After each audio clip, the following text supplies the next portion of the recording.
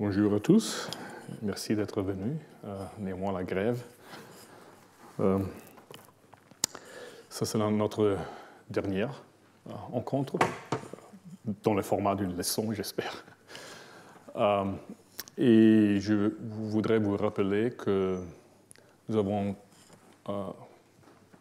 encore 3 intervenants, et tous les 3 sont très intéressants.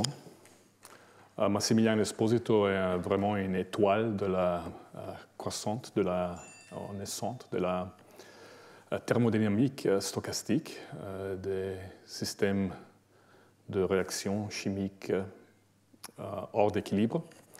Et il nous racontera ses œuvres récentes sur la théorie et les applications de cette thermodynamique, en particulier essayant de comprendre les compromis entre la dépense d'énergie et la computation, si on veut, avec les réseaux chimiques.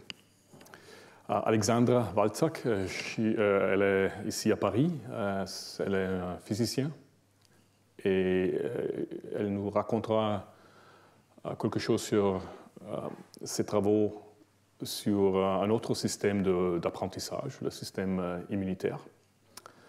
Et Tommy Kirchhausen, comme j'avais annoncé avant, il est notre seul expérimentaliste. Expérimentateur, oui, merci. Et il nous fera voir, je crois, j'ai vu un nombre de ces séminaires.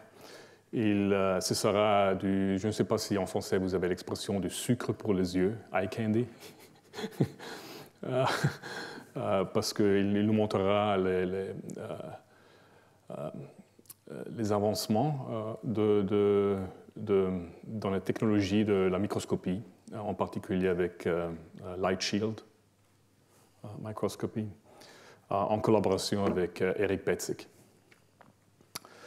Bien, alors, la dernière fois, essayons de reprendre le fil. Si vous vous rappelez, je vous ai présenté un essai de modéliser une voie de signalisation importante qui s'appelle WNT, W-N-T. Et avec l'approche basée sur les règles, la réécriture des graphes, kappa. Et c'était un exemple d'un modèle grand, large, en contraste avec les modèles plus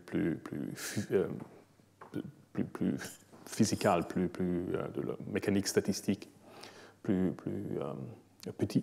Alors c'est un modèle grand, 1300 règles. Et même si les expérimentateurs ont compris de longtemps qu'il y a de la polymérisation, de l'oligomérisation et de la polymérisation des protéines d'échafaudage dans ce système, il n'y avait jamais un modèle qui prenait en considération ce fait.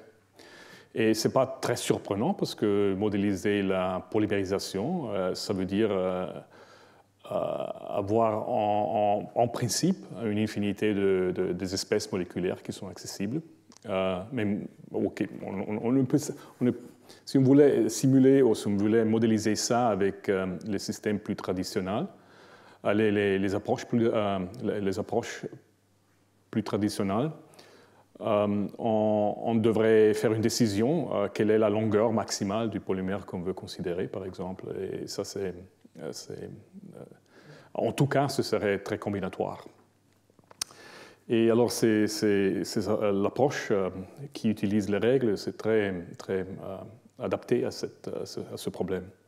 Et on a compris en faisant ce modèle et en le calibrant avec les résultats expérimentaux qui sont connus, nous avons compris, et ça c'est tout le travail qui est en progrès, on le finira, je crois, en quelques mois. on a compris que, en fait, cette polymérisation, c'est très importante pour la dynamique et le fonctionnement de cette voie, au moins de cette partie de cette voie. Et alors, on a fait un modèle plus traditionnel, maintenant qu'on a compris, avec l'aide d'un modèle compliqué, on a compris une chose peut-être essentielle du fonctionnement. On peut maintenant essayer de faire un modèle plus abstrait, plus traditionnel, cherchant de comprendre les conséquences de la polymérisation. Et ça nous a porté à ce modèle de la statistique, peut-être, ouais, pas encore statistique, mais un modèle d'assemblage, d'équilibre des échafaudages qui, en essence, généralise l'idée de Michaelis Menten dans une façon très intéressante, je crois. Je vous rappelle que Michaelis Menten, vous avez un enzyme, vous avez deux entités, deux objets, A et B, qui interagissent directement par une liaison directe, un contact direct. Alors, A peut être un enzyme, B c'est un substrat qui est phosphorylé ou quelque chose comme ça. Et dans le cas de l'échafaudage, on a une troisième partie qui facilite l'encontre entre A et B.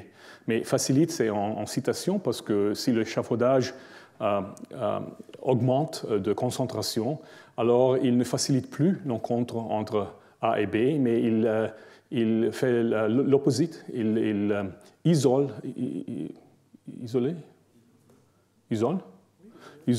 les A et B parce qu'un A et un B vont se lier à des instances d'échafaudage différentes, et pas le même échafaudage, la même instance. Alors ils sont isolés. Et ça, c'est un peu c'est une caractéristique de tous les systèmes médiés par l'échafaudage. Eh bien, alors, dans le cas de la polymérisation, dans l'échafaudage qui polymérise, comme c'est le cas dans le système WIND, on a un ensemble des échafaudages de différentes longueurs. Et l'assumption ici est que on suppose que chaque A qui est lié au même polymère qu'un B peut agir sur le B. Alors ici, dans ce cas ici, vous avez 3 A qui peuvent interagir en principe avec 3 AB, et alors vous avez une croissance du potentiel catalytique de 9 fois vis-à-vis un contact direct. Alors,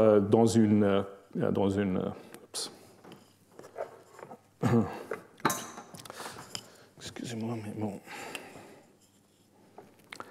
Dans un ensemble des polymères, vous avez une mixture de différentes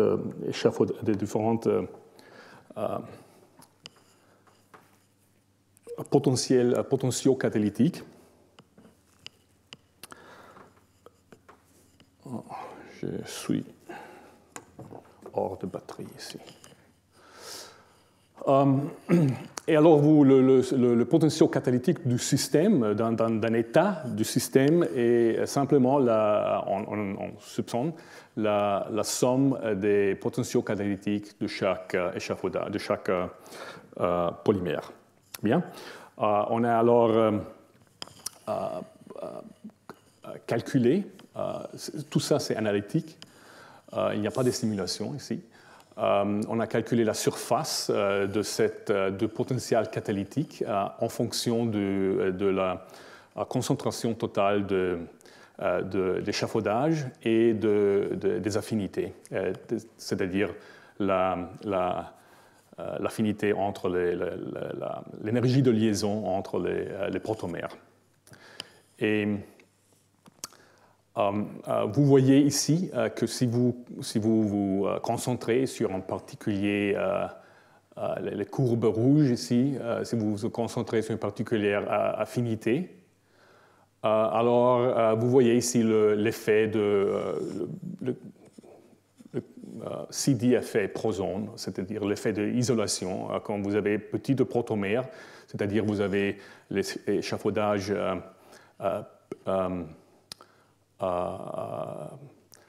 vous avez peu d'échafaudage, alors il y a une croissance du potentiel catalytique si nous augmentons le nombre de protomères, et après il y a cette isolation. Ce n'est pas le cas dans la direction de l'affinité, parce que l'affinité, oui, peut-être on va expliquer ça dans un moment, parce que l'affinité n'augmente pas le nombre d'échafaudages possibles, seulement elle fait le polymère plus long.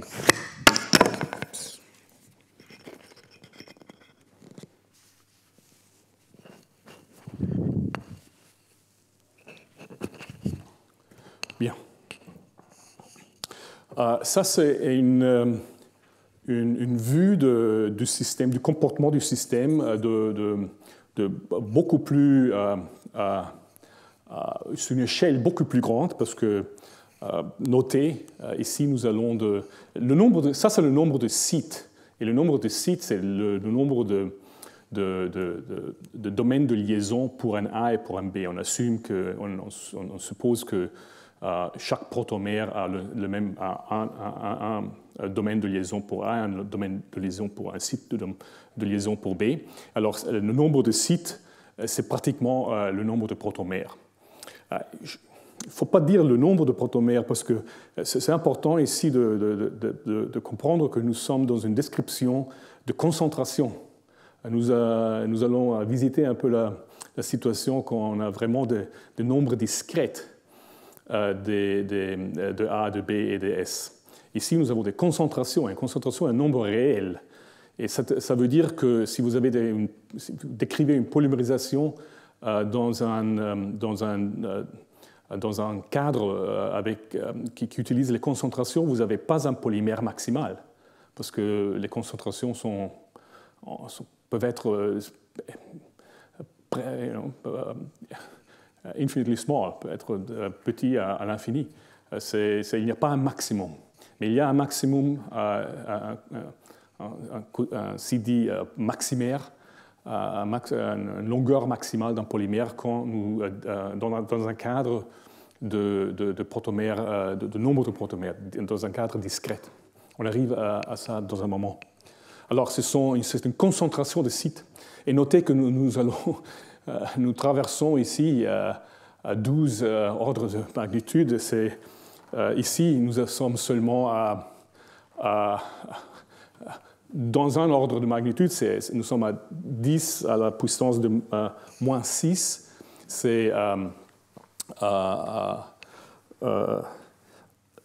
Et ici, nous sommes, c'est-à-dire ce que vous voyez ici, c'est pratiquement juste lié autour du sommet.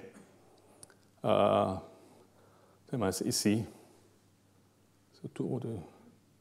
C'est ici. Et alors, la courbe rouge est une courbe qui décrit le système, le potentiel catalytique pour un système de polymérisation avec une certaine affinité. Et ça, c'est une affinité plus grande. Le rouge et l'orange sont deux systèmes de polymérisation avec des différentes affinités. Mais les courbes bleues, c'est une comparaison, je crois, très utile d'un système dans lequel nous n'avons pas une polymérisation, mais nous avons des objets, des protéines d'échafaudage qui ont plusieurs points de liaison pour A et plusieurs points de liaison pour B. Ici, je crois que j'ai choisi 10 et ici 5. Alors ça, c'est une mixture d'une certaine concentration d'échafaudage avec 5 liaisons pour A, 5 pour B, et ici 10 pour A et 10 pour B. Et je le compare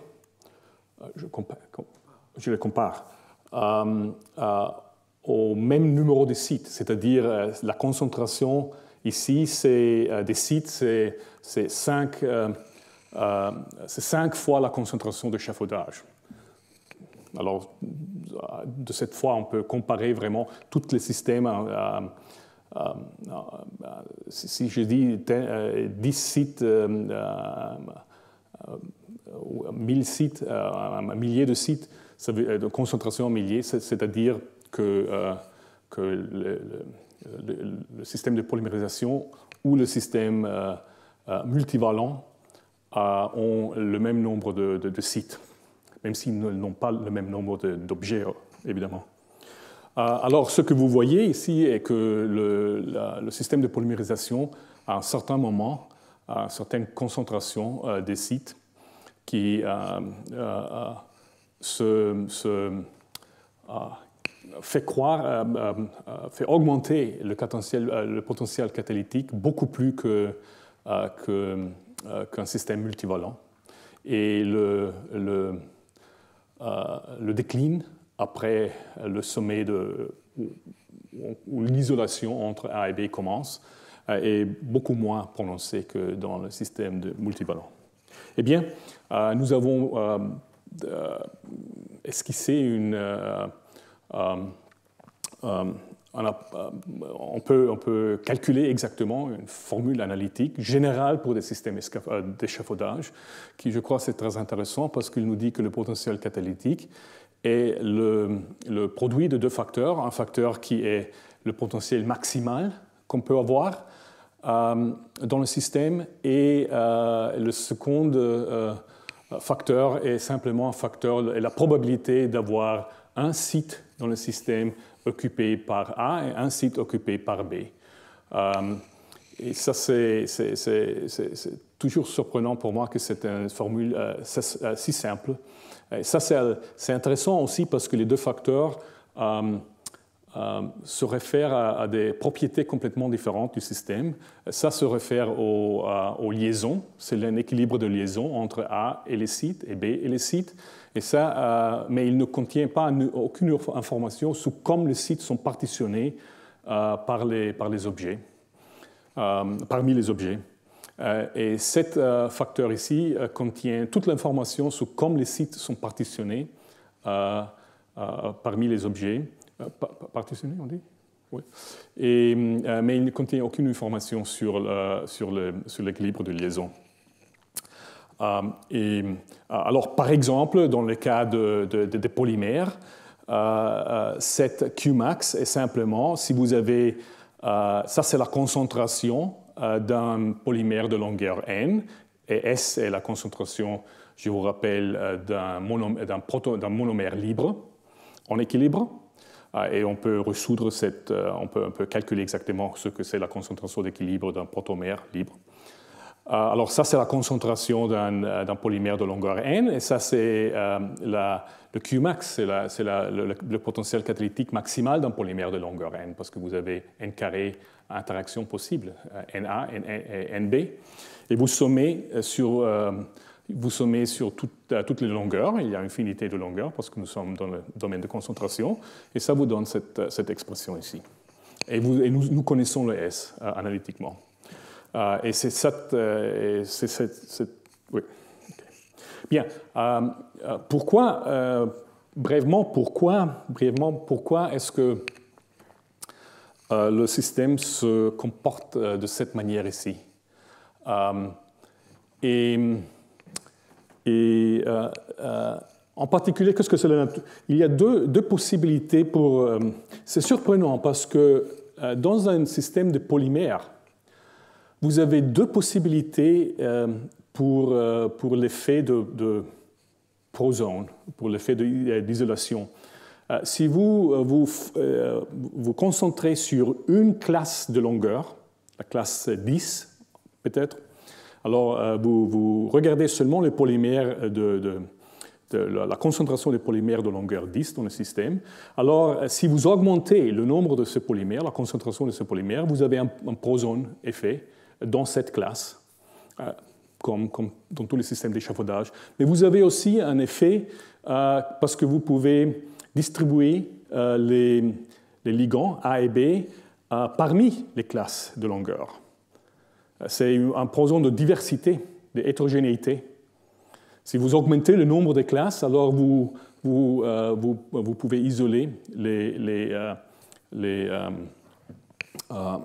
ligands parmi les classes.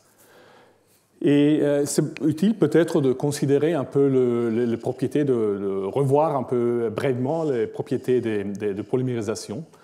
Alors, nous avons simplement ici, dans ce cas, un protomère S qui se polymérise avec une affinité S. Et nous avons deux paramètres. Nous avons la concentration des protomères et l'affinité. Alors, la distribution de longueur, ça c'est la distribution de longueur comme fonction en fonction de la concentration de protomères. Alors, le bleu, c'est le nombre de c'est la concentration totale de protomères plus bas, et le violet, c'est la concentration de protomères plus haut dans cette série. Ça, c'est évident. Si vous avez une particulière concentration, clairement, vous avez essentiellement, c'est la forme géométrique de la concentration d'équilibre, le sigma à la puissance n moins 1 et S à la puissance de n. Alors, c'est géométrique, ça. Mais notez que dans le cas dans notre cadre de concentration, n'importe quelle concentration de TS, de protomères nous avons, le monomère, c'est toujours la configuration la plus abondante. C'est très difficile de faire de longs polymères. Mais la propriété importante ici est que si vous vous concentrez ici,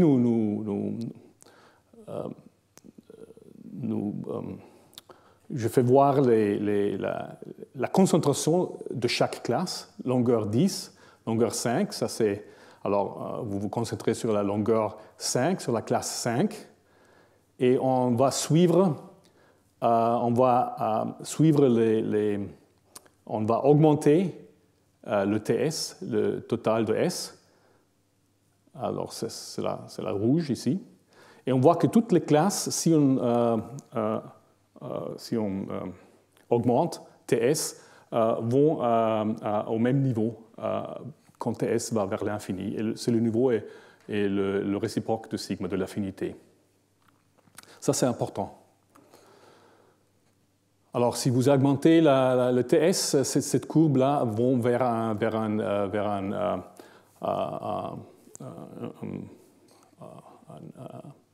asymptote qui est le réciproque de S. Ici, ça c'est la distribution de la masse, c'est-à-dire c'est la concentration d'un polymère de longueur n multipliée par le nombre de protomères dans le polymère, c'est-à-dire multiplié par n. C'est la fréquence de polymères dans une particulière classe. Alors, évidemment, si vous avez un certain nombre de protomères, ça c'est la distribution des longueurs, et ça c'est la concentration, la distribution de la masse. Alors, la plupart des protomères dans cette cas sont de la classe de longueur 3 ou 4, je ne sais pas, 1, 2, 3, 4. Et si vous augmentez TS, cet maximum va lentement vers des valeurs plus grandes. Et ici, on peut faire le même raisonnement pour ce qui regarde sigma, c'est-à-dire l'affinité. Et la chose importante ici à considérer, si vous tenez la concentration de protomères fixe, mais vous augmentez l'affinité, la distribution des classes de longueur devient plus et plus plate, et va vers 0 dans les limites d'une affinité infinie. Il va vers 0. Pourquoi? Parce que si nous allons, peut-être vous vous rappelez que si sigma va vers l'infini, nous allons dans une transition des phases dans un point critique où vous commencez à avoir des polymères de toutes les longueurs. Et dans un cas continu dans les cas de concentration, dans ces cadres, ça veut dire que tous les polymères sont donc de concentration égale. Nous avons une infinité de polymères, alors les concentrations vont tous vers 0. Bien. Alors, ici, je retourne à cette courbe d'avant, mais je me concentre au sommet. Ça, ce sont l'échafaudage multivalent. Et ça, c'est la situation de polymérisation. Alors, la chose intéressante à voir, alors, ce qu'on pense maintenant est que concentrez-vous à une certaine, vous avez ce système de polymérisation, concentrez-vous à une classe de longueur, une classe 10, je ne sais pas, peut-être 10. Et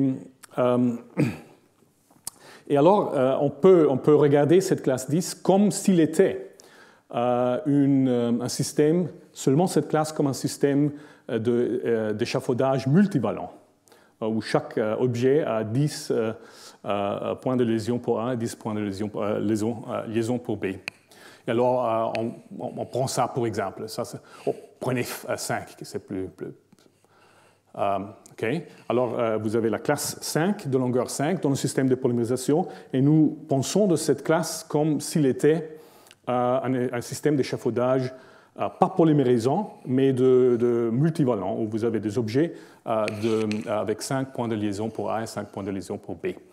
Et clairement, cet système multivalent a un maximum où le déclin, l'isolation entre A et B commence, un maximum d'échafaudage, de nombre de sites. Mais ce que je vous fais voir ici, le point bleu, est le point maximal, et la concentration de la classe 5 dans le système de polymérisation ne peut jamais être plus grand de le réciproque de sigma. Oups, qu'est-ce qui se passe? Ici, toutes les classes de longueur ont leur maximum approche le réciproque de sigma. Alors ça, c'est une limite. Et le limite, et ça, c'est tous les points bleus sont le réciproque de sigma. Et alors ça veut dire que dans un système de polymérisation, la concentration de chaque classe ne peut jamais, c'est pas dire de chaque classe, pour la majorité de classes, au moins jusqu'à 10 dans cet exemple, la concentration maximale des polymères jusqu'à 10, on dit ici, n'est jamais plus grand du sommet. Alors il n'y a jamais un Poisson effect, on ne va jamais à atteindre ce sommet.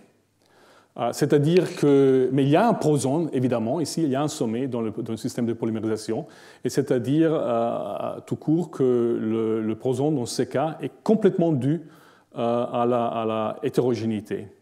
Alors, il n'y a pas un Poisson dans chaque classe, mais c'est seulement il provient de la diversité des polymères. C'est parmi les classes. Et c'est ça que, à la fin détermine cet comportement différent du système de polymérisation vis-à-vis du système d'échafaudage simple multivalent. Bien. Oui, je montre ça. Ça, c'est seulement pour dire ce que je... Enfin, on peut voir ça dans une manière différente.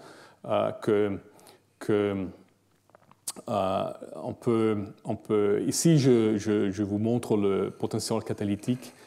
Si je somme, pas sur toutes les polymères dans le système, mais seulement jusqu'au niveau, jusqu'à la longueur, à une certaine longueur, ça c'est longueur 1, 2, 3, etc. Et vous voyez que si je somme jusqu'à beaucoup de longueurs, il n'y a jamais un poson, et c'est seulement si j'inclus de très grandes longueurs que le poson fait se voir. Bien. On peut discuter un peu, on peut penser que c'est un système pas très réaliste, que c'est certainement vrai, mais en particulier parce que chaque A peut interagir avec chaque B, et on pourrait dire c'est pas très réaliste parce que ces polymères peuvent être une forme beaucoup plus rigide. Et c'est intéressant qu'on peut,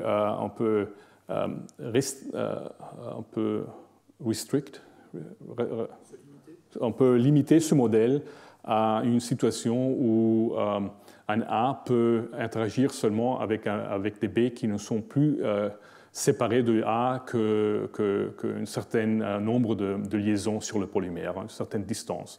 Alors on prend un A et on pense à une balle autour de cet A, et les B qui sont dans cette balle peuvent interagir avec cet A, et on peut résoudre ce système aussi complètement analytiquement.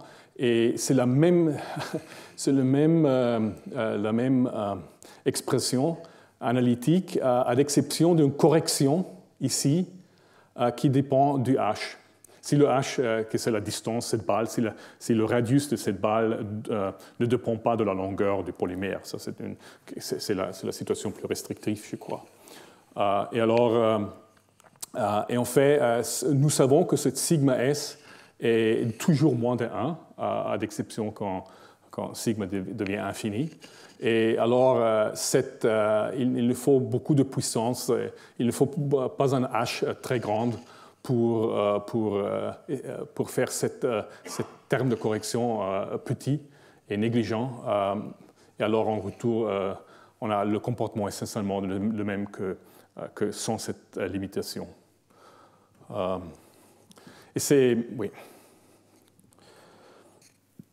OK, justement, brièvement pour vous donner une idée de cas discrets. Dans les cas discrets, je disais que nous avons un nombre discret de particules A, B, de chacun type, A, B, S. Et alors, le potentiel catalytique devient ce qu'on peut calculer, le moyen.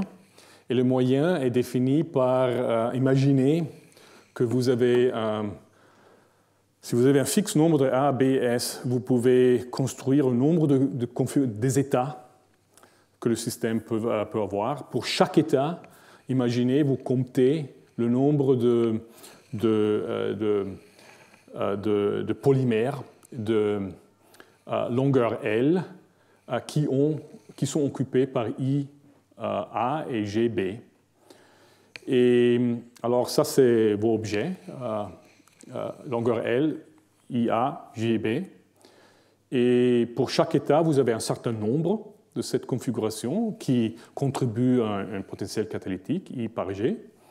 Et vous multipliez ce nombre par la probabilité de ces états. Et après, vous sommez sur tous les états. Et vous faites ça, vous faites aussi évidemment la somme pour toutes les longueurs, tous les I, et toutes les configurations d'occupance. On dit occupance? Non, occupation. Et ça, c'est le moyen. Alors, le problème est de calculer le moyen de chaque configuration. C'est-à-dire, je répète, c'est-à-dire de compter chaque configuration que vous avez intérêt dans chaque état, multiplié par la probabilité de cet état. Et on peut faire ça analytiquement, utilisant un petit théorème que nous avons dans ces papiers, où on peut calculer cette moyen si on peut calculer les fonctions de partition. Et les fonctions de partition dans ces cas de polymères, ce sont très faciles à calculer parce que c'est combinatoire élémentaire. Alors, mais grâce à ce petit théorème, on peut faire ça très facilement si on connaît les partitions des fonctions. Je traduis en mots ce théorème, que c'est joli, je crois. Il dit que si vous avez une configuration I, une espèce I qui est structurée, comme dans les cas des polymères et de leur configuration d'occupation, si vous avez une espèce I, en général, ce n'est pas seulement pour ce système ici, c'est complètement général. Si vous avez une espèce I, alors le nombre moyen de cette espèce, et si vous avez donné un certain nombre de A, de S, de B et les affinités, c'est un facteur ici, c'est le nombre c'est le nombre de combinaisons que vous avez pour réaliser une copie de cette espèce I. Nous parlons des espèces qui ont une structure, évidemment. Alors ça, c'est le nombre de façons qu'on a pour construire, pour réaliser une copie de cette espèce. T, ça, c'est simplement le vecteur de ressources. Epsilon, c'est l'énergie de cette configuration, c'est l'exponentielle de l'énergie de cette configuration. Et ça, c'est une ratio entre la fonction de partition dans laquelle vous avez un système, vous considérez un système avec cette ressource moins le nombre de ressources qui sont nécessaires pour construire une instance de l'espèce I, divisée par la fonction de partition sans cette restriction. Alors, si vous pouvez calculer les fonctions de partition, c'est très facile, et dans ces cas, en fait, c'est très facile. Alors, j'avais dit que dans le cas où vous avez des nombres discrètes, vous avez un maximum, une longueur maximale de polymère, parce que vous n'avez pas le nombre maximal, c'est le nombre de S qu'il y a dans le système. Vous pouvez, utilisant un peu les idées de Flory de 1930 quelque chose, on peut calculer la probabilité, donner le nombre de S dans le système, et l'affinité, on peut calculer la probabilité que deux protomères sont liés entre eux. Et ça devient une fonction de sigma et ts, le paramètre du système. Et ici, je vous fais voir la probabilité que vous rencontrez la longueur maximale, que toutes votre protomères sont agrégées dans un seul objet, avec évidemment le potentiel catalytique maximal, comme fonction de la probabilité. Alors, pour les physiciens, c'est très proche à l'idée de la percolation sur un lattice, sur un réseau, mais un réseau linéaire fini dans ce cas. C'est une complète équivalence si le lattice est infini. Mais dans les cas finis, dans la physique de la percolation, c'est un peu différent, mais c'est la même idée. Alors, ce que je veux dire ici est que ça, c'est une courbe qui est associée avec un nombre de TS qui est moins de cette courbe ici, moins de cette courbe ici. Alors ici, le nombre de TS de protomères est en croissance, augmente. Alors, c'est-à-dire que si vous avez le message est que si vous avez peu de protomères, la probabilité d'encontrer le polymère de longueur maximale est très haute. Enfin, ici, vous pouvez... évidemment, je vous dis que dans le système, dans les cadres de concentration, la configuration la plus fréquente est toujours le monomère. Mais quand vous avez dans les cadres discrets, à un certain moment, si vous augmentez le sigma, l'affinité, c'est le maximaire, c'est le polymère plus long qui croît, qui grandit, qui augmente en concentration. Et il devient l'espèce la plus concentrée et la plus fréquente que le monomère. Eh bien, peut-être brièvement, ça c'est c'est le comportement de système de polymérisation dans les cas discrets.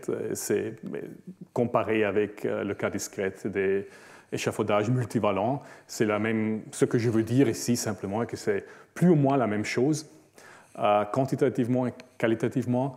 Mais peut-être l'information importante ici est que des comportements il y a des comportements dans le système discret qui peuvent être atteints très facilement dans le système discret, mais sont très difficiles. Ils demandent des valeurs de paramètres très extrêmes dans les cas continus de concentration. Parce que dans les cas de concentration, si vous vous souvenez, si vous vous rappelez, quand le nombre de sites ou le nombre de protomères est petit, le système de polymérisation, parce que le monomère est la configuration plus fréquente, le système de polymérisation se comporte presque comme un échafaudage monovalent. Et c'est seulement à un certain nombre de sites que la polymérisation vraiment commence. Et alors on voit cette déviance du système multivalent. Mais cette departure, cette différence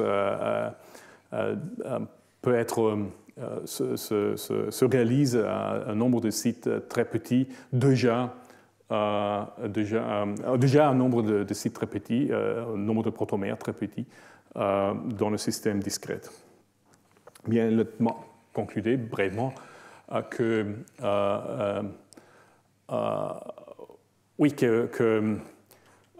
je crois que le message important est que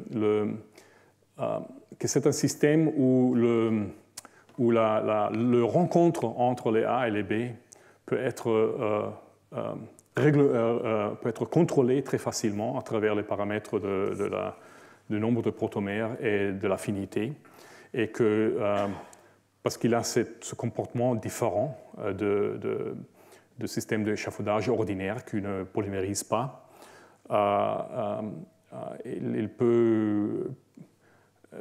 je crois qu'il peut jouer un rôle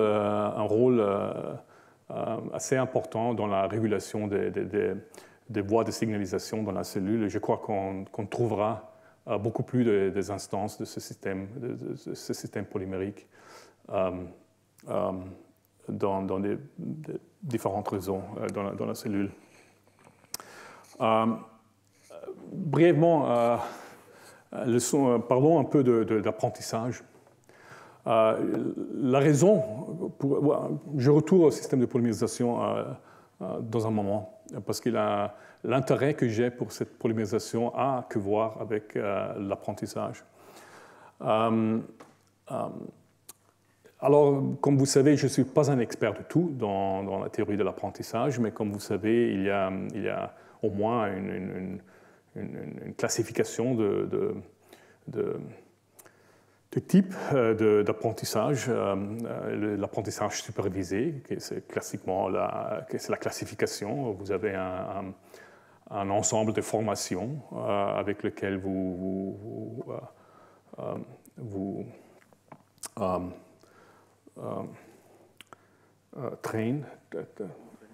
entraînez votre réseau, le système. Vous avez un système d'apprentissage non supervisé, que c'est la forme classique, la clusterisation, c'est-à-dire, dans ces cas, vous n'êtes pas intéressé dans un système de classification, mais dans une tâche de classification, mais vous êtes intéressé à découvrir des motifs dans vos données. Alors, clustering, c'est un exemple classique. Et il y a l'approche à l'apprentissage que s'appelle reinforcement learning. C'était, comment on dit, apprentissage par renforcement. Par renforcement. Apprentissage par renforcement, que typiquement, c'est le plus, je crois, un des plus importants pour le système biologique, parce que typiquement, si on rencontre ce type d'apprentissage, quand un système veut achever un certain objectif, un certain but, par exemple, trouver de la nourriture, et pour succéder, pour réaliser ce but, il faut traverser différentes séquences des actions, mais vous recevez le reward, la récompense, seulement à la fin. Et alors le problème est comment est-ce qu'on peut distribuer cette récompense sur les différentes actions qui étaient nécessaires pour achever cette but. Et il y a des différentes techniques pour faire ça, mais seulement c'est un problème complètement différent que l'apprentissage supervisé ou non supervisé. Je vous rappelle brièvement, et je crois que c'est en général, la question de l'apprentissage dans la biologie est que nous avons beaucoup de théories d'apprentissage très efficaces, évidemment, dans la statistique, mais il serait intéressant d'avoir... la statistique n'est pas mécanistique. Il serait très intéressant de comprendre comment on pourrait réaliser des différentes approches statistiques qui sont connues dans la statistique à travers des interactions moléculaires, par exemple. Et alors ça, c'est une approche mécanistique. On peut dire, ah oui, je comprends ce système biologique d'un point de vue statistique. Il semble de faire une classification, ou il semble de faire de réaliser un apprentissage d'un certain type que nous connaissons dans la statistique, mais la question est comment est-ce qu'il fait ça? Quelle est la mécanique, le mécanisme?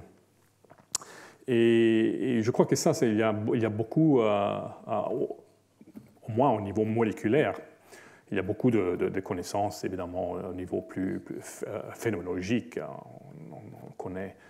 On sait beaucoup, comme les fourmis ou des autres insectes, par exemple, apprennent avec mais à un niveau plus comportemental.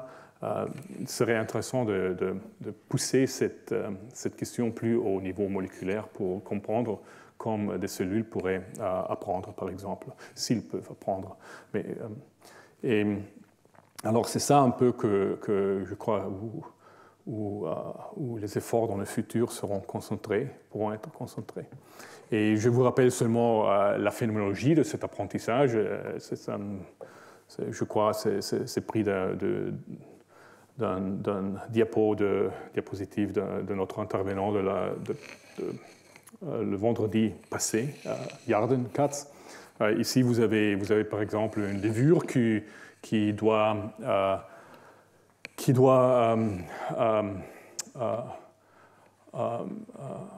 changer ses voies de métabolisme pour utiliser une nourriture, par exemple le glucose, et doit changer cette voie de métabolisme pour utiliser la galactose, par exemple. Et les deux voies peuvent être incompatibles. Alors c'est important d'être capable de prédire un peu le changement de l'environnement, et si l'environnement est modélisé par un processus markovien, où il y a des états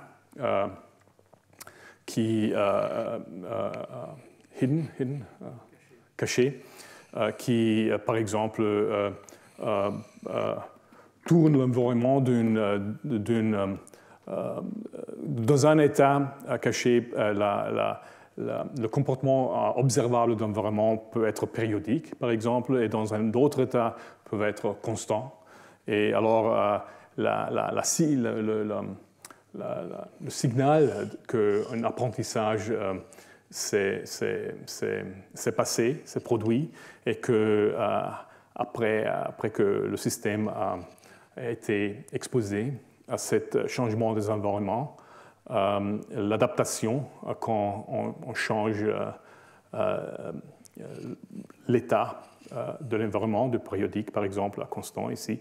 L'adaptation est beaucoup plus vite après avoir été exposé déjà dans le passé à ce changement que s'il n'y avait pas d'exposition comme ici.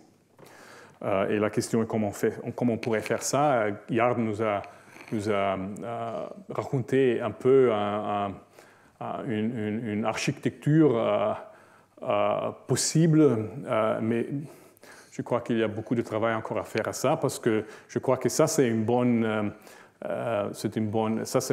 bon élément de cette architecture, c'est-à-dire dans ce cas ici, le problème est dans tous ces systèmes d'apprentissage, dans les tâches d'apprentissage, il faut à un certain moment compter.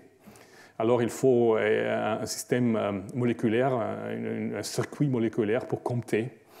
Et dans ces cas, il faut compter des transitions, par exemple, d'un environnement qui est riche en glucose dans un environnement qui est riche en galactose. Alors il faut compter ces transitions d'un état A à un état B. Et vice-versa. Et alors, ça, c'est une façon pour compter, c'est-à-dire vous avez un sensor qui répond à glucose, par exemple, qui est A. Et alors, si vous avez beaucoup de A, vous avez activé ce sensor. Mais le moment que B arrive, que l'environnement change de glucose à galactose, alors tout d'un coup, vous avez un B ici, une certaine concentration de B. Et alors, il y a un recorder B qui maintenant peut, avec l'aide de B, peut être, le sensor ici, le sensor A a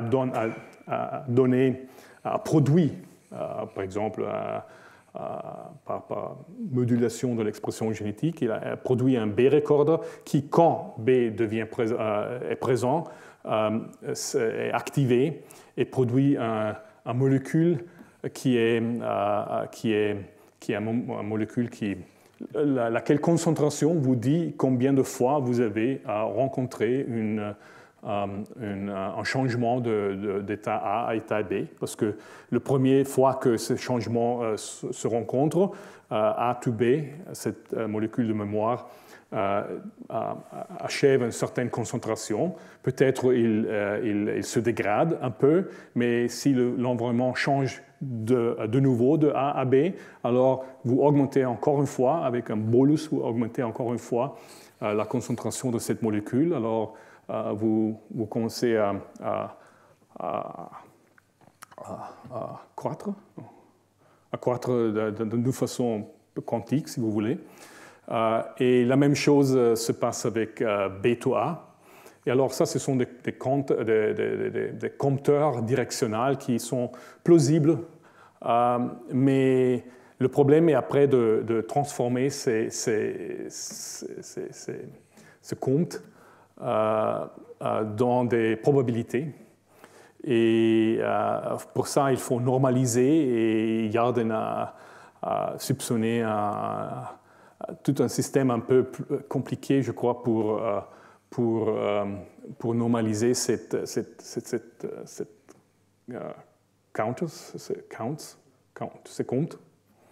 comptes. Mais je crois qu'ici, il nous a fait voir un peu le comportement dans son intervention le vendredi passé. Moi, je crois que cette construction est très fragile, ce n'est pas très robuste. Et je crois qu'il faut être beaucoup plus robuste. Alors, je ne suis pas sûr encore si ça... Il y a beaucoup de travail encore à faire, je crois, pour arriver à une idée comme transformer ce compte dans des probabilités et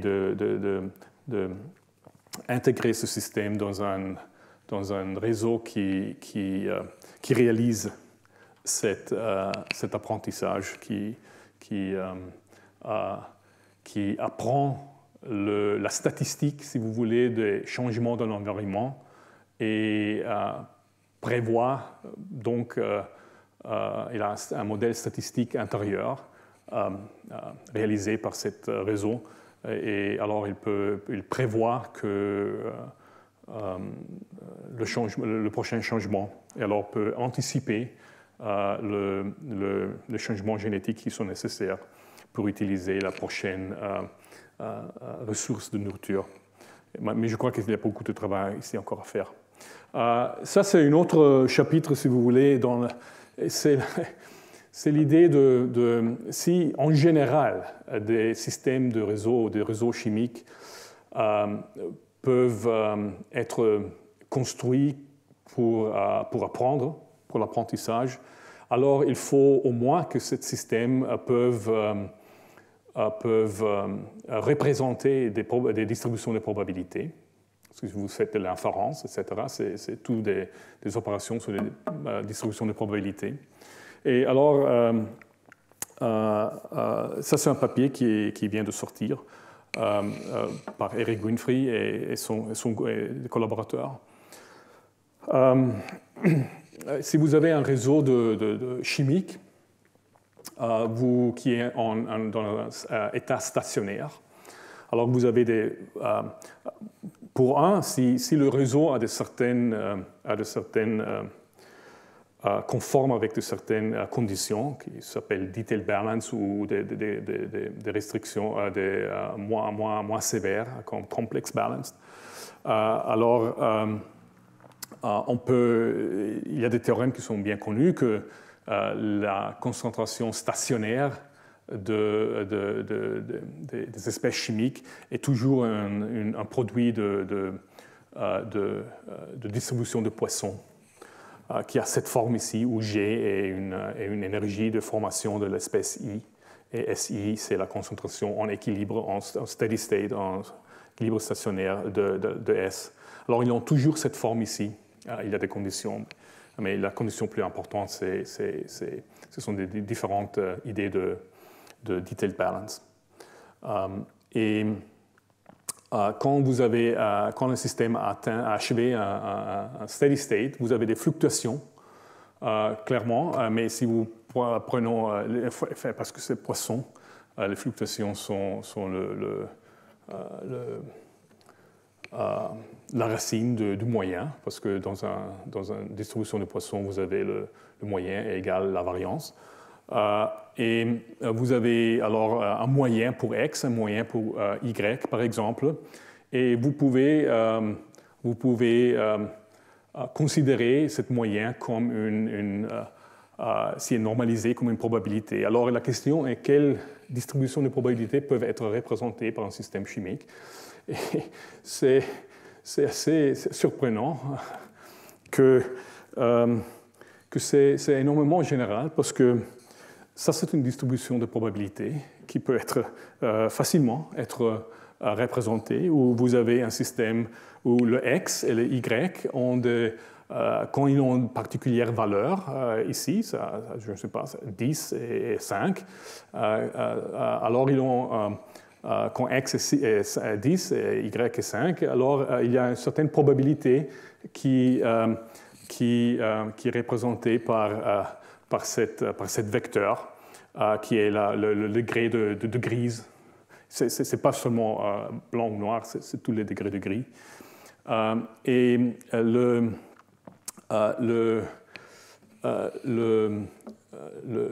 trick, comment on dit le trick? Le truc pour réaliser ça est très simple.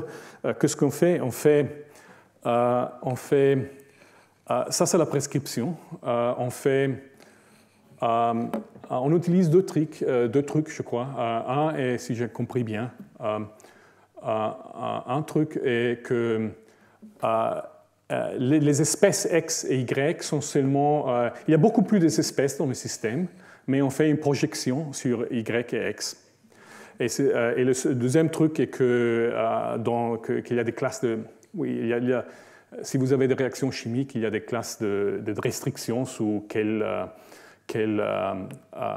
concentration, quel état vous pouvez achever, parce qu'évidemment, il y a la stoichiométrie, etc. Mais peut-être ça, c'est un exemple ici. Alors, dans ce cas ici, on on construit un système chimique dans lequel il y a, pour chaque pixel, il y a une espèce chimique. Mais ce n'est pas l'espèce chimique, c'est une espèce chimique hidden, cachée. C'est une espèce chimique cachée, c'est-à-dire que ce n'est pas une espèce chimique qu'on observe, c'est Y et X qu'on observe. Alors pour chaque pixel, il y a une espèce chimique, il y a beaucoup d'espèces chimiques. Et l'espèce chimique IJ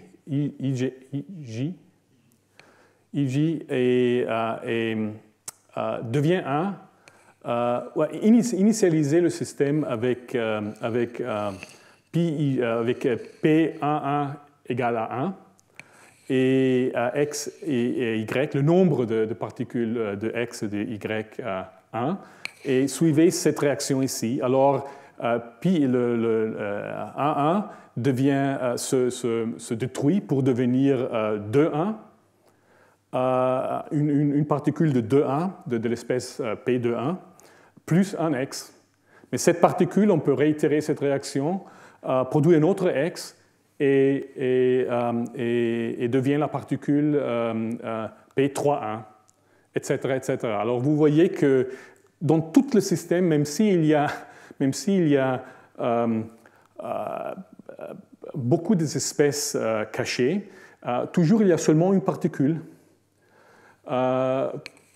Mais si vous maintenant si vous assignez les énergies à chaque espèce dans cette façon ici, où cette P, I, G sont exactement les probabilités que vous voulez avoir, alors en équilibre, dans l'équilibre stationnaire,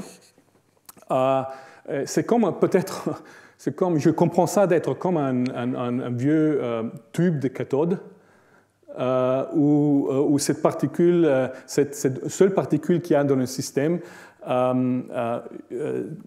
réalise des différentes espèces, mais avec une certaine probabilité.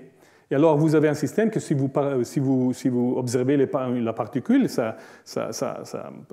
vous observez un particulier pixel, ça fait 0,1, 0,1 tout le temps. Et ça pour chaque pixel, mais à chaque temps, il y a seulement un pixel qui est actif. Mais si vous prenez le moyen et vous projectez sur X et Y, vous avez cette distribution ici. Même si ça ne semble pas un produit des poissons, de distribution des poissons, mais évidemment, c'est un produit de distribution des poissons dans le système entier, parce qu'il y a cette espèce cachée. Non, ça c'est très, comment on dit, c'est très vulnérable, c'est pas très robuste, et le défi, ça c'est seulement un exemple pour s'échauffer un peu dans ce papier. Un papier très intéressant et très difficile.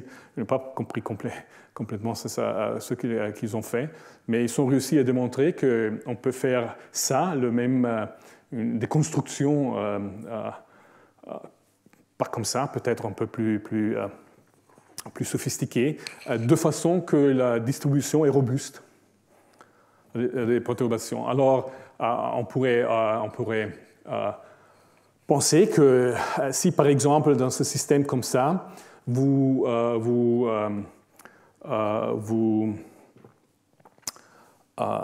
switch off, vous éteignez, vous éteignez toutes les réactions qui produisent X. Alors vous fermez le nombre de X dans le système. Et maintenant, vous avez une probabilité conditionnée sur un certain nombre de X. Si l'inférence est à la fin de la fin, le conditionnement de distribution de probabilités, ça ouvre peut-être l'idée d'un système chimique qui peut réaliser des stratégies d'inférence. C'est très joli d'un point de vue, mais c'est une classique approche mathématique, c'est-à-dire, dans ce cas ici, c'est un peu un thème de cette leçon, un motif, c'est que si vous avez, si votre notion de système chimique et une notion mathématique, c'est-à-dire où les objets n'ont pas de structure interne, où ils sont des noms propres comme PIG. Alors vous pouvez faire tout ce que vous voulez. Dans un certain sens, c'est très similaire, c'est très proche à ce que Gérard Berry, à l'époque, et les informaticiens et le métayer Banâtre ont fait quand ils ont commencé à penser à un système d'exécution, si vous voulez, de la computation avec de règles chimiques de ce type ici. Ça fonctionne si votre objet n'a pas de structure interne. Alors, c'est vraiment comme des petites instructions dans un ordinateur. Mais c'est toujours, quand vous avez ça, toujours ce que vous faites, et vous utilisez la chimie comme un moyen pour réaliser des systèmes de computation classiques, traditionnels. La question que j'ai vraiment est si vous passez à des systèmes où les particules ont une structure interne, et vous avez une contrainte qui vient de règles de réécriture, parce qu'il y a des contraintes de transformation, comme dans la chimie, alors la question devient plus difficile à réaliser cet système ici. Et il devient une question s'il y a un langage, quel est le langage de programmation naturelle intrinsèque de la chimie, si compris. Je ne crois pas qu'il fait beaucoup de sens d'essayer de programmer d'une façon Turing ou ça un système de réaction de chimique organique. La question est plutôt, je crois, si les réactions chimiques ou les lois de réécriture chimique offrent des opérations de transformation qui peuvent être interprétées d'un point de vue computationnel plus naturel. Mais d'autre côté, si on passe à la biologie où les protéines interagissent entre eux pour changer leur état, la situation devient beaucoup plus combinatoire et moins limitée en comparaison avec la chimie, parce que les lois de réécriture des états des protéines ne sont pas des lois fixées par la physique, ce sont des lois qui s'évoluent. Alors c'est possible qu'on peut retourner, que ce type de compréhension devient utile tout d'un coup pour les systèmes biologiques, parce qu'ils sont ils ont moins de contraintes de réécriture que dans la chimie organique. Bien. En fait, on peut... Oups, ça c'est pas... Non, on ne peut pas voir ça. Ça, c'est brièvement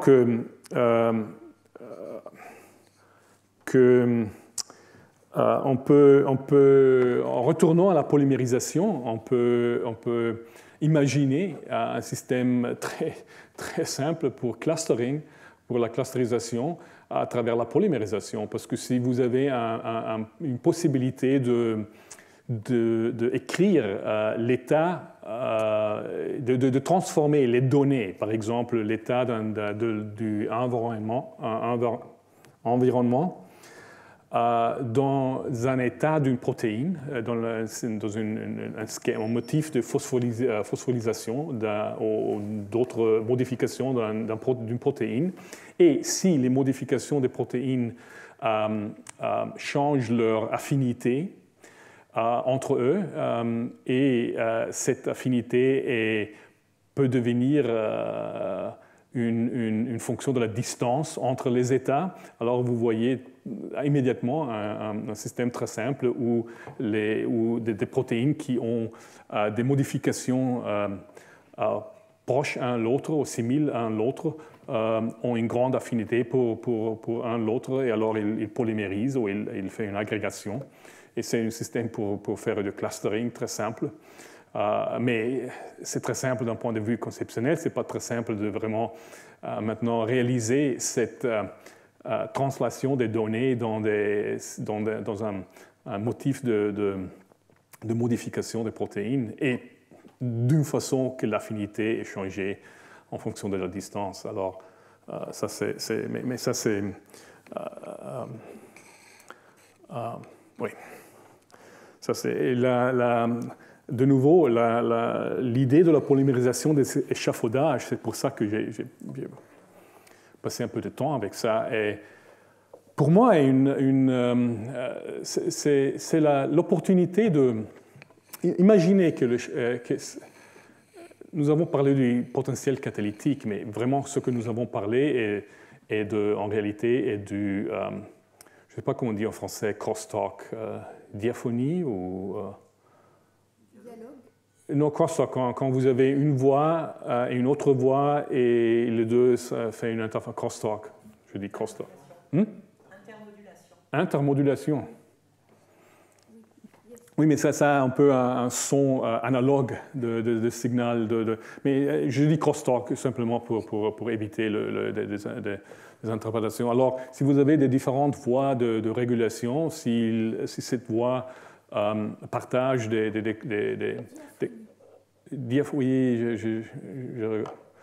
s'il partage des composants, alors il peut être une interférence, un crosstalk entre les deux voies.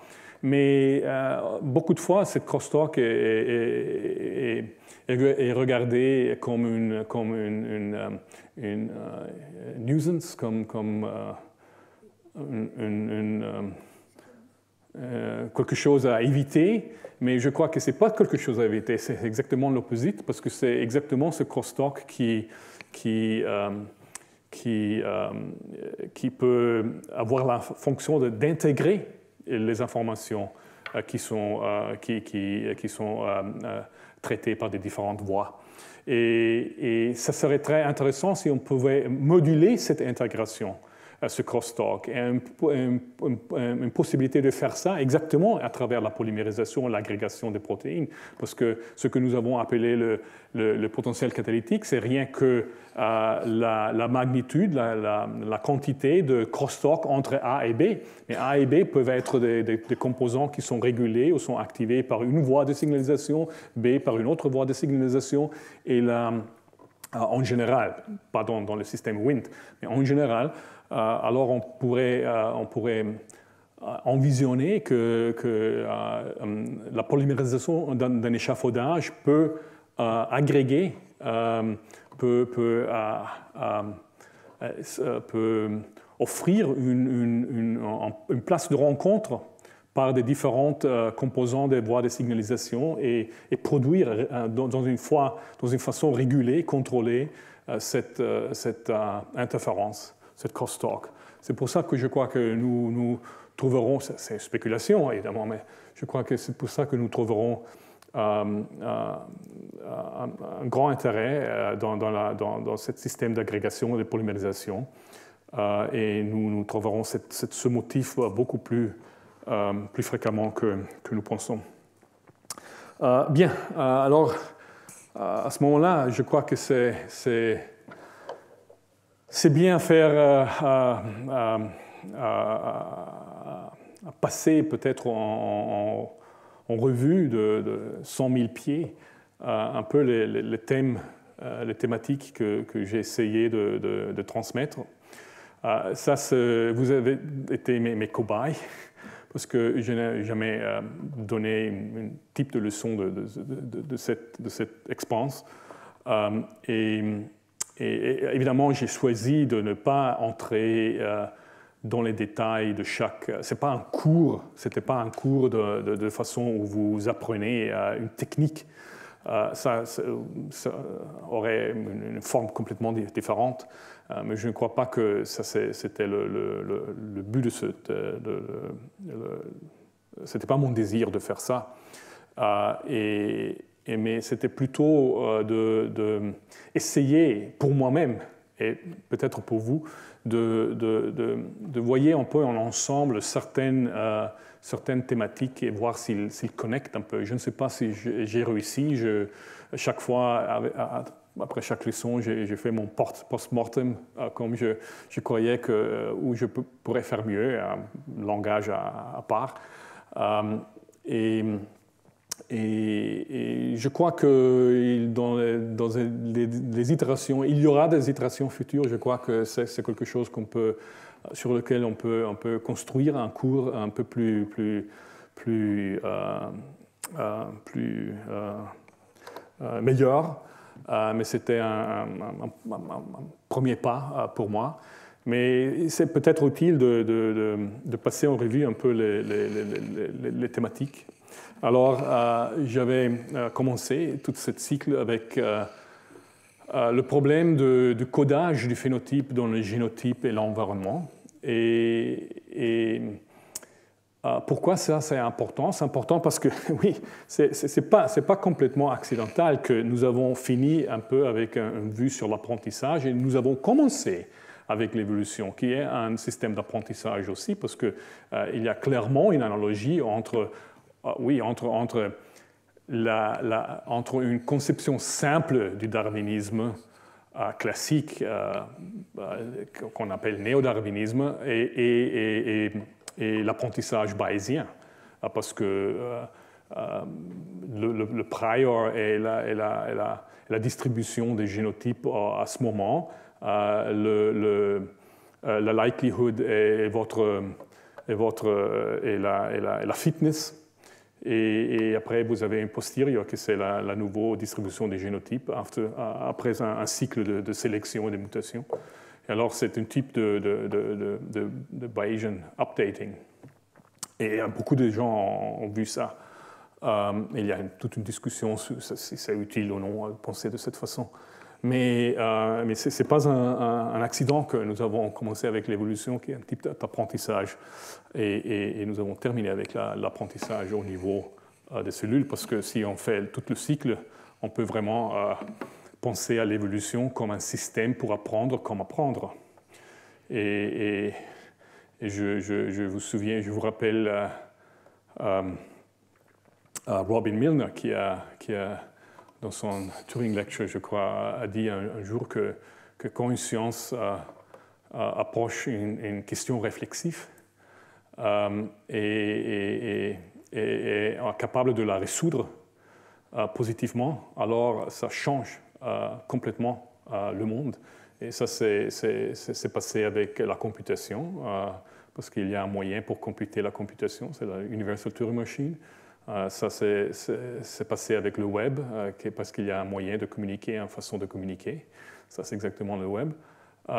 Et la question vraiment pour l'évolution, la question ultime pour moi, c'est est-ce qu'on peut évoluer, un système pour évoluer? Mais on peut traduire ça dans le langage d'apprentissage, et je crois que c'est vraiment passionnant. Bien, le particulier codification de phénotypes dans les génotypes que nous avons explorés, même si nous avons exploré ça dans un cas très, très particulier de l'ARN, je crois qu'il nous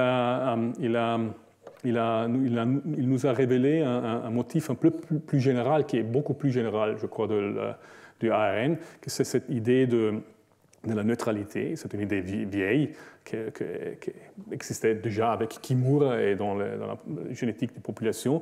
Mais dans ce cas ici, toujours quand vous ajoutez de la structure, comme dans le cas de l'ARN, vous trouvez une surprise. Et la surprise ici, ce n'est pas la neutralité par soi-même, mais c'est le fait que la neutralité est connectée dans l'espace des génotypes. Alors on peut voyager sur un réseau sans perdre le phénotype qu'on a au moment, mais explorant des phénotypes nouveaux qui sont dans la frontière d'un réseau. D'un réseau qui correspond associé avec un certain phénotype. Alors c'est cette thématique de l'exploitation vers exploration. Et exploitation et exploration, dans ces cas, ne sont absolument pas de contraire. parce que l'exploitation, c'est la robustesse, c'est le fait que vous avez certains réseaux neutraux où vous pouvez voyager. Alors, vous pouvez exploiter votre phénotype, si vous voulez, pour investiguer, pour étudier de nouveaux génotypes, mais à un certain moment, le contexte du génotype a changé de façon que la prochaine mutation vous donne un nouveau phénotype. Et ça, c'est l'exploration. Mais avec ça, pour que ça puisse fonctionner, il y a un autre paramètre, qui c'est le paramètre de accuracy, de la précision. Où tout ça fonctionne vraiment seulement si vous avez, une suffisante précision de l'héritage de l'information. Et aussi, il y avait une précision pour hériter le génotype, et il y a une précision différente pour hériter le phénotype. Et ce qui est beaucoup plus important, évidemment, est de hériter le phénotype, pas le génotype. Et alors, c'est une restriction beaucoup moins sévère. Nous sommes passés après à la modélisation, nous sommes entrés dans la cellule, parce qu'à la fin, comment est-ce qu'on connecte ce point de départ de l'évolution avec ce point d'arrivée ici? On le connecte à travers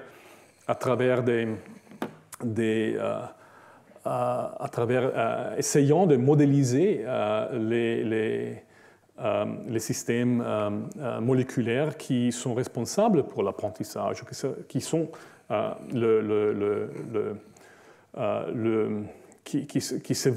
s'évoluent. Et alors nous avons approché un peu l'idée ancienne de la modélisation mécanistique du traitement de l'information cellulaire. Et là, il y avait le thème qui était le plus important, je crois, c'est exactement ce que j'avais dit dans le contexte de travail de Eric Winfrey et de son groupe, qu'il serait utile de distinguer vraiment entre... Ce sont deux mondes différents. Le monde où vous avez un réseau chimique qui est basé sur A, B, C, D, sur des noms propres et des réactions arbitraires que vous pouvez définir entre cette espèce, et le monde plus limité où vous avez des objets qui ont une structure interne et qui obéissent à une réécriture graphique. Alors, la modélisation des systèmes cellulaires d'un point de vue traditionnel, où typiquement on ne soupçonne pas de structure pour les espèces, parce que si vous disiez c'est l'enzyme, c'est le substrat, et ça c'est le complexe entre enzyme et substrat, du point de vue mathématique, le complexe entre enzyme et substrat ne sait pas qu'il y a l'équation ne sait pas qu'il y a un enzyme, que ce sont deux composants. Pour l'équation, c'est une autre variable. Alors le fait que vous pensez en termes d'objets structurés, ça ne veut pas dire que votre mathématique tient compte de ça. En fait, il ne tient compte pas du tout dans le cas des équations différentielles ou des master equations, etc., qui sont des équations différentielles pour les probabilités.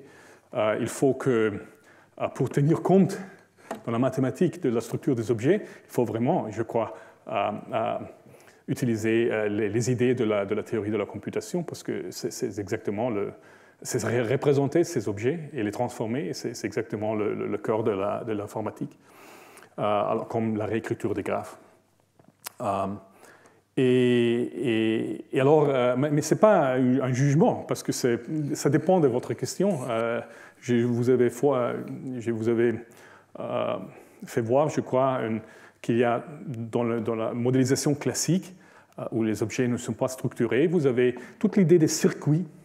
On dit circuit? Des circuits où vous avez des motifs de circuits, et c'est un petit langage qu'on a accumulé, un langage de différentes boucles, de retour, de feed-forward, feedback, de Daniel Goldberger-Koshland loops, etc., de cascades. Il y a tout un vocabulaire de motifs, de structures qu'on peut utiliser comme dans l'électronique, peut-être pour assembler des réseaux qui ont un comportement que vous désirez.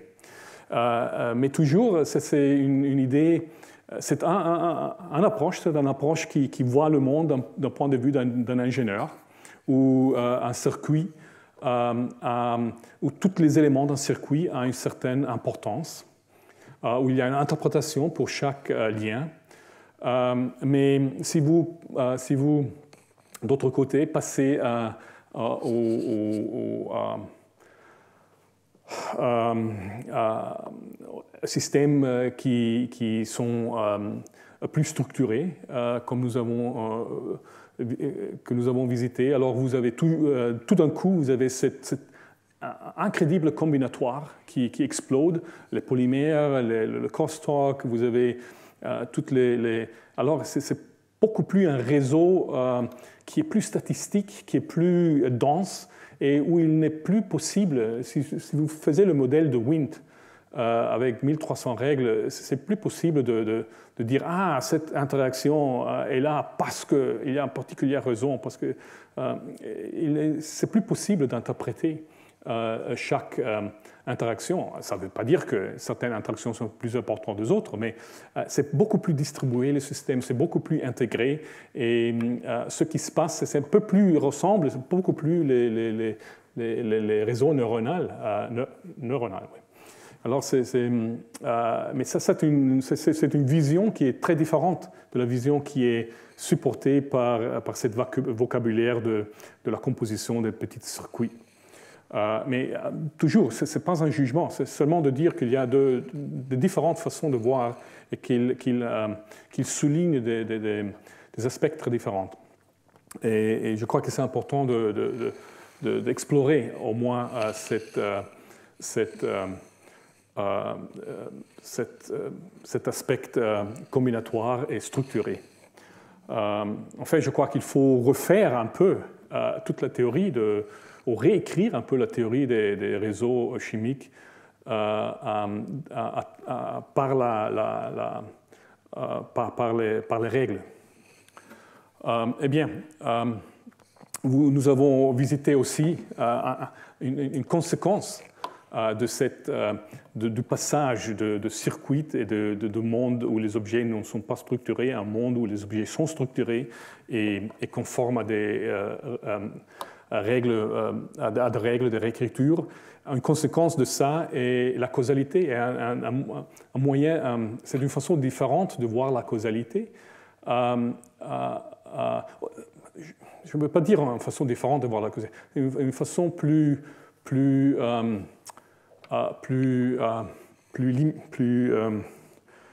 meaningful, plus signifiant.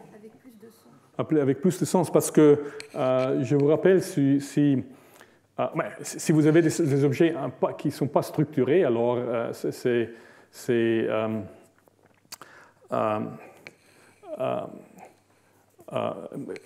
la causalité vue à travers les systèmes de réécriture est une causalité où vous avez où les portateurs, on dit portateurs, les carriers. Les transporteurs de causalité sont des motifs, sont des schémas, des schémas. Et pas toute la molécule, ce sont des parties de molécules. Et nous avons rencontré deux types de causalité, ce que j'aime appeler causalité dure et causalité douce. La causalité dure est une causalité qui n'est pas sujet à changement, n'est pas sujette non, c'est pas vulnérable au changement des taux de réaction ou de l'abondance des espèces, parce que s'il faut que A phosphorylyse B avant que B puisse se lier à C. Ça, c'est une séquence des événements qui ne dépend pas des taux de réaction. Et, le taux de production de C, oui, ça dépend des taux de réaction et des abondances, mais la séquence, ce qui doit se passer avant et que se passe après, cette séquence causale n'est pas sujet à cette négociation. D'autre côté, la causalité douce est tous sujet à cette condition des taux et des abondances. Et ce serait intéressant de voir aussi d'un point de vue évolutionnaire comme une situation douce se transforme peut-être en une situation dure où vous avez vraiment des conditions mécanistiques qui imposent une causalité. Parce que tenez compte que s'il y a complète concurrence maximale, c'est-à-dire si vous avez un système de règles, par exemple, prenez un système d'assemblage où toutes les liaisons sont indépendantes l'une de l'autre, alors vous n'avez pas de causalité pratiquement au niveau des règles, ce n'est pas de causalité dure, mais comme par exemple dans l'échafaudage, ou simple, le monovalent, où A se lie à B, A se lie à S et B se lie à S indépendamment, alors il n'y a pas d'interférence causale, mais il y a une énorme interférence dynamique, parce que la main droite ne sait pas ce que la main gauche fait. Dans le cas de l'échafaudage, exactement, la conséquence est cette courbe avec un maximum où vous facilitez la rencontre entre A et B, et après vous isolez A et B, parce qu'il n'y a pas de communication entre l'échafaudage et son état de liaison. Et alors vous pouvez imaginer qu'il y a beaucoup c'est almost glacis, les physiciens diraient, parce qu'il y a beaucoup d'interférences. Vous essayez d'assembler une grande machine de façon indépendante et vous finissez avec beaucoup de parts des assemblages partiels, mais les assemblages partiels ne peuvent pas finir l'assemblage, ne peuvent pas compléter l'assemblage. Mais la façon d'éviter ça est d'introduire causalité dure, où il y a certaines séquences des événements qui garantissent qu'on évite exactement cette interférence.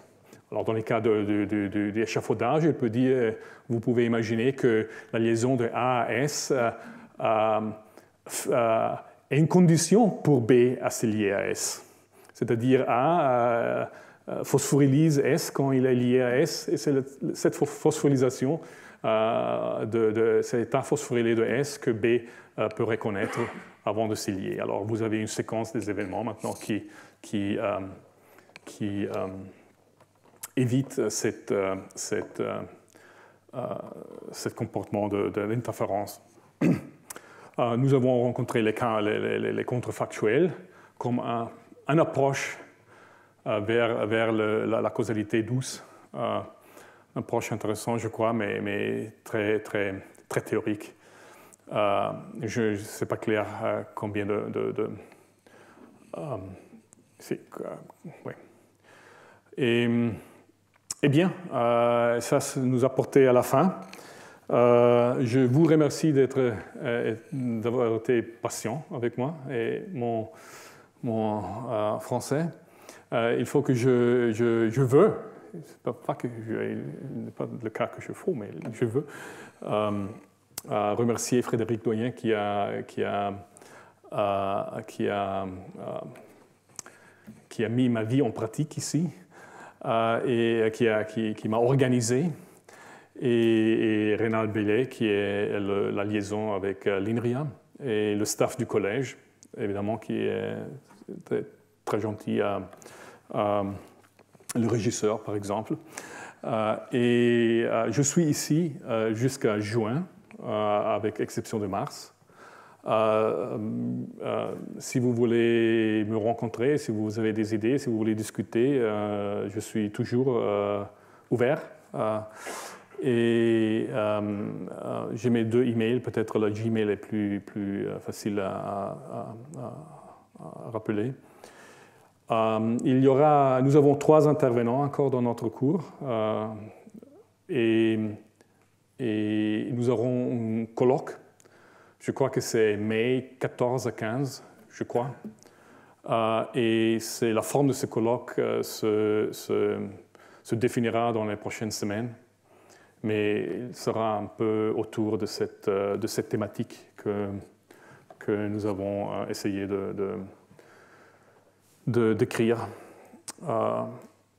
Merci beaucoup.